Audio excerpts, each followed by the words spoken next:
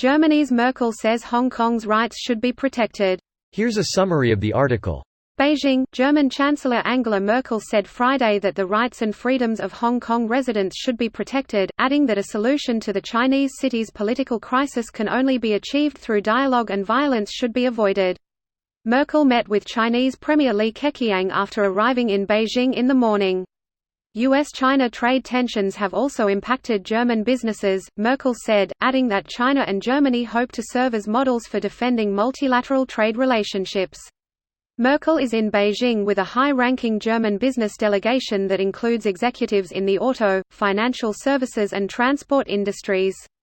The economic ties make it harder for Merkel to satisfy a U.S. diplomat and activists who have urged her to raise human rights issues such as China's treatment of ethnic minorities in Tibet and Xinjiang, as well as the 3 months of pro-democracy demonstrations that have roiled Hong Kong. Richard Grenell, the U.S. ambassador to Germany, said Thursday that China's willful disregard of its commitments to Hong Kong and human rights violations in Xinjiang show that its ruling Communist Party stands against the values Germany cherishes.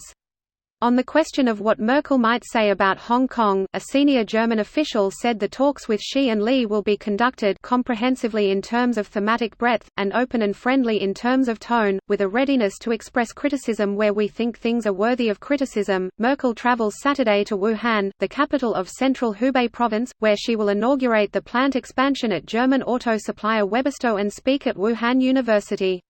This post received a score of 9,013, with an upvote ratio of 96%. Here are the top comments in response to this article. Someone should protect their rights, not us, but someone should. Last time Germany intervened on other countries, it didn't go so well. Third time's the charm, eh? They didn't call it Third Reich for no reason. The Fourth Reich then. What is the meaning of this sordid reunion?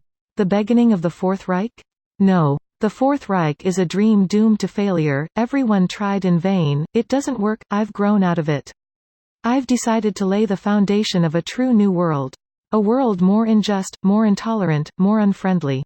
A world, where there'll always be war, always be illness. This world. My world. The Fifth Reich.